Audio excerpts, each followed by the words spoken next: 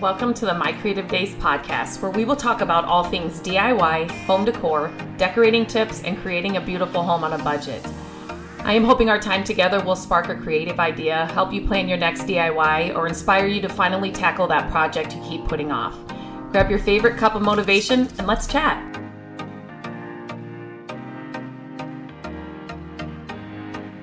Hello and welcome back to the podcast. Today I'm going to talk about something that comes up a lot with the content that I share, and now that I have the Furniture Flipping Academy, people who want to flip, asking about business advice and just some different things. So I thought that I would share a couple of furniture flipping business tips today in this podcast. I think it could be helpful to anybody that is thinking about flipping.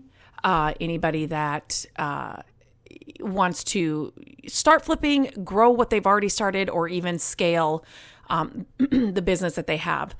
Some of these things are things that I've learned over the years. I've had to change over the years. Some of these things are things that I wish I knew from the get-go. I would have saved a lot of time, money, and effort. That's definitely why I started the Furniture Flipping Academy, because I want to save people time, money, and effort in their endeavor and their furniture flipping journey. So, number one, I don't know how many I have here. I think I have like 5. Oh, no, a few more. Maybe 8. Some business tips. So number one is finding your niche.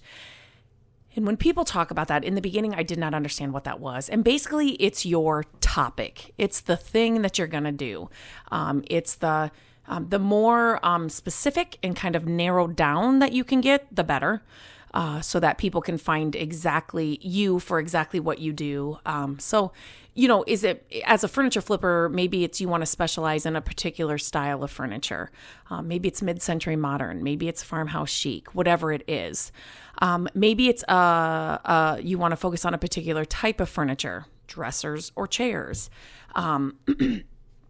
Finding a niche and just narrowing it down will develop like a consistent brand for you, and it will build a loyal customer base, right? So the more you narrow it down and, you start building the business and your brand through this niche, people will know, oh my gosh, green dressers. I know I'm going to Lindsay for those.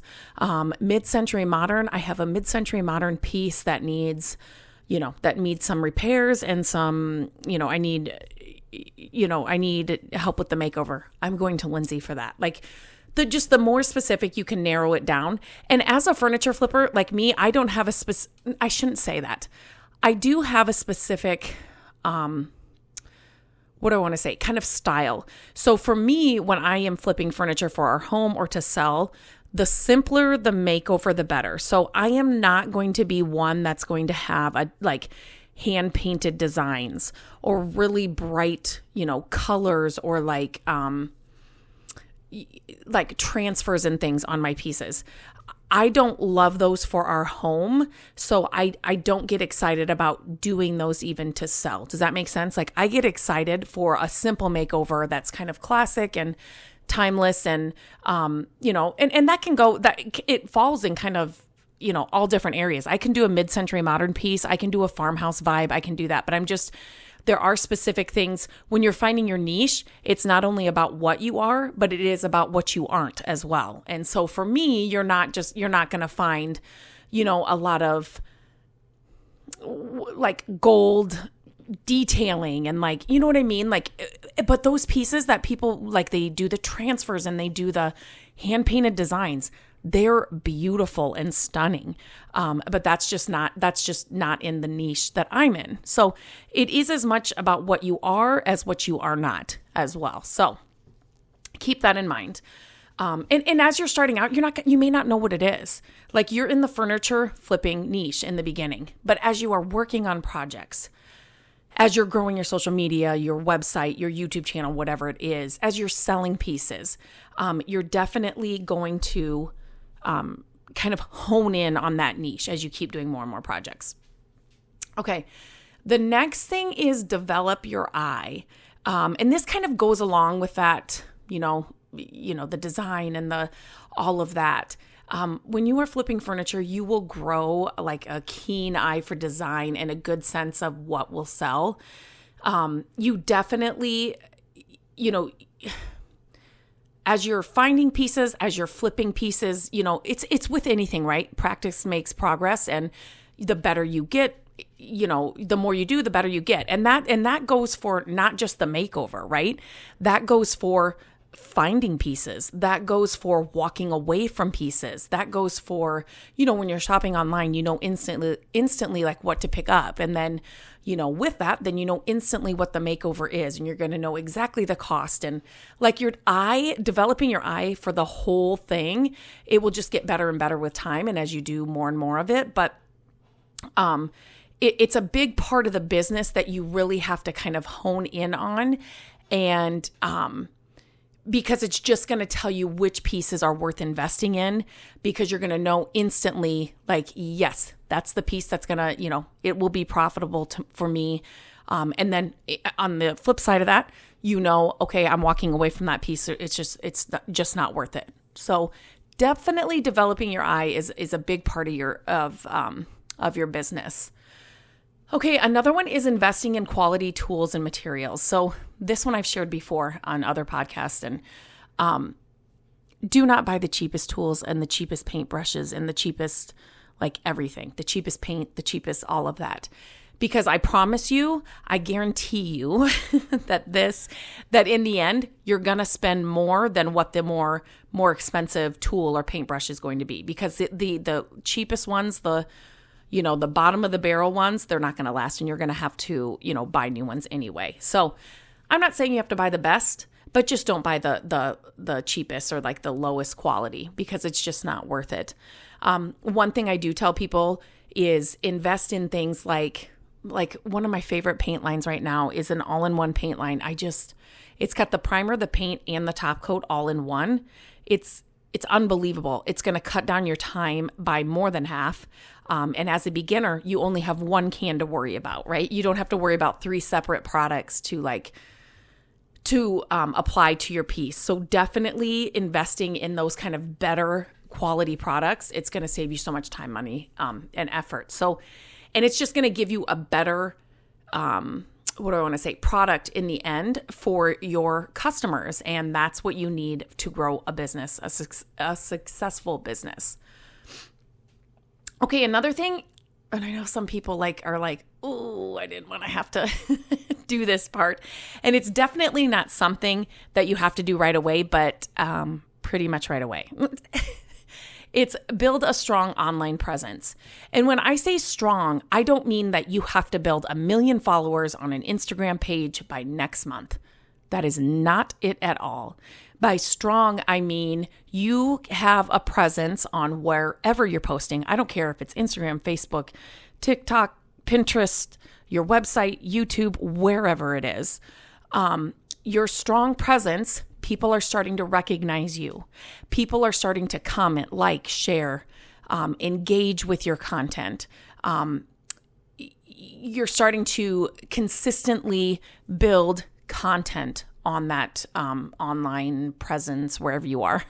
You are just continually working it. And so that's what I mean by strong. And there are definitely right and wrong ways to build a strong online presence. I'm not going to get into that here now. I share all of that inside the Furniture Flipping Academy, where I really dive deep into that. But if I get this question a lot, and people will say, do I have to have an Instagram account? Do I have to be on social media? I don't have any social media accounts personally, meaning I don't post, Lindsay Idol when the family goes on vacation. I don't post on my Instagram page as Lindsay when, we have a birthday party or a graduation, like to share with family and friends. I have no personal social media presence. I had to get a Facebook account, a personal one, so I could get my business one, but that's it. I never post on it. And so I would tell you, yes, if you want to build a business, you need to have some kind of online presence. Think about it. Any company, brand, product, whatever it is that you love, any, from major companies and brands to smaller ones, everybody is online. If you have a business, I strongly encourage you to have an online presence. You don't have to post in all the places right off the bat. Choose one, get really good at that, and then move on to another one. Okay, I really could spend like an hour just on that alone, but I'm not going to do that to you today. Another thing that business tip that I would give anybody that's, thinking about or wanting to grow their income through furniture flipping is to offer customization services. So basically what that means is either you are going to go hunt for, somebody calls you and says, I need a dresser for my daughter's room. So then you go out and you look for the dresser and then you make it over and they buy it. Or they may call and say, I have a dresser in my daughter's room and I need you to make it over. So that's basically you're offering custom pieces to people like that. Now, again, there is a right way and a wrong way to do this, but it's definitely something that you can command a higher price for a custom piece. And it's really a good way to get repeat customers. And it's just kind of another, what do I want to say? Like offer that you can give your customer base that can bring in more income. It's just kind of like another service that you can add to your business that can bring in more income for you. So definitely something to think about. And here's one thing that I do like to tell people. When you start flipping furniture, no matter if you're just starting to flip for your home or if you're just going to try and sell a couple of pieces, I promise you, it's guaranteed that at some point you are going to come across a custom order, a custom ask. It'll be with friends and family first. They'll see you painting a dresser. They'll see you painting your dining room table, whatever it is. And they're going to be like, are you kidding me? Are you doing this now? I have this dresser. Will you please do it for me? I'll pay you to do it. I want it green. I want it whatever, So guaranteed that's going to happen. And that right there, that's a custom order. So inside the Academy, I wanted to put a really big emphasis on this because it is one of those things that is guaranteed to happen no matter where you are on your journey. And especially if you're just somebody that's like, I'm just going to flip for my home. I want to learn all the things. I'm going to flip for my home, which is great. But once your family and friends learn that you're doing that, they're going to ask you to do pieces. So it's definitely something to, if you don't do it the right way, you'll lose money on it. So there's definitely, like I said, a right way to do it. But it's something to really, really think about. And some people love to do custom work and some people don't like it at all, but it's definitely something to think about. Here's another great tip. This is one of my favorites. Develop relationships with suppliers. I'm telling you. And when I talk about suppliers, this is for finding your furniture pieces and this is for like your, even for like your paint and things. There is a way to develop relationships on both sides where you are getting the best deals or like the best pieces or like, you know what I mean? Like you get the first look at the best pieces and they reach out to you first when something great comes in or something. But on the flip side of that, you will, paint companies and brands will work with you to use their products and share their products. And so you can get all of that for free and get paid to do it as well. So it's definitely something as a furniture flipper. I don't think a lot of people talk about that flip side of the business. But it's my favorite. It's one of my favorite parts of the business that I love to teach and help people with. So definitely something you need to add to your list. Again, may not be right away, but definitely something that needs to be part of your plan. Okay. Another thing to think about is shipping. And I know some people get scared about that, but I'm here to tell you it's easier than you think it is.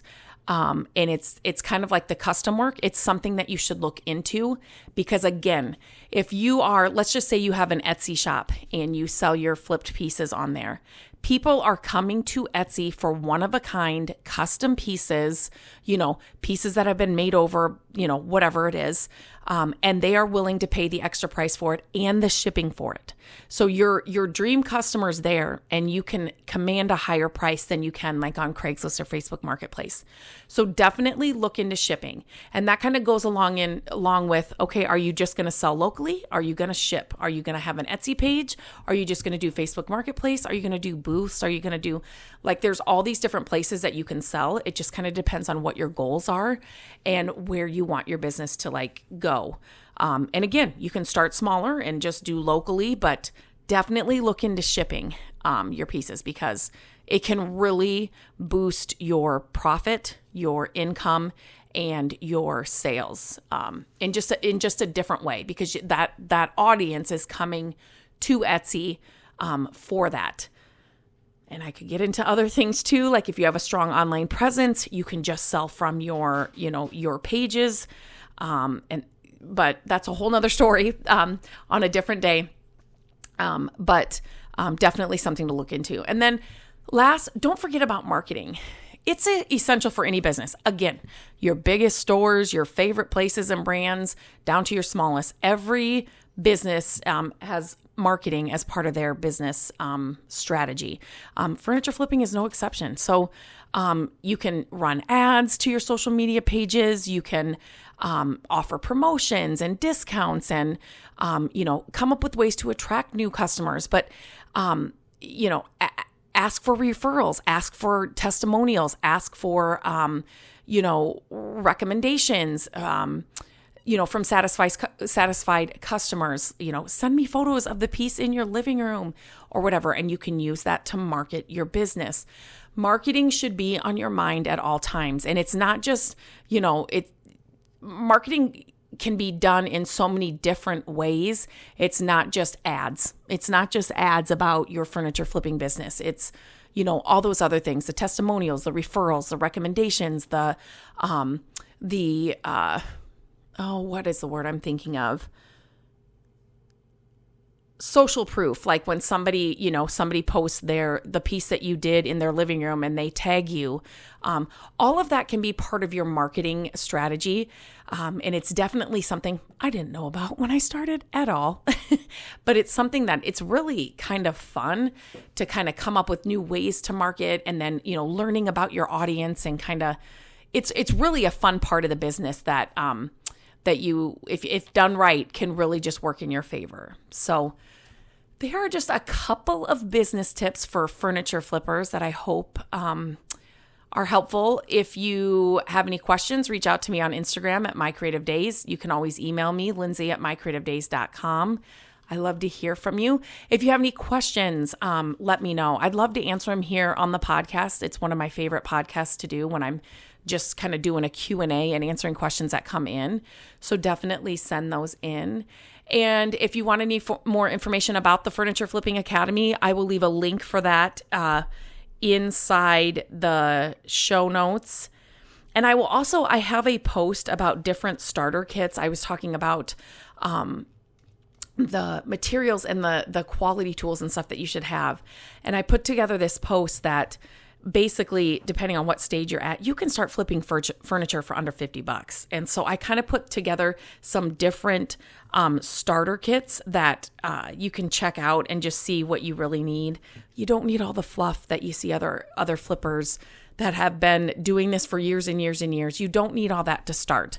Minimal tools, minimal supplies is all you need. And then as you build, then your tools, and different supplies and stuff can be added. But don't let anybody tell you need all the bells and whistles from the start, because I'm telling you, a paintbrush, some sandpaper, and some good paint is really can get you far. So make sure to check out the show notes for those. But until next time, I hope you have a great day, and I will talk to you all really soon. Hello, friends. Thank you so much for listening to the podcast. I'm grateful that you tune in every week and that you share the show with your family and friends.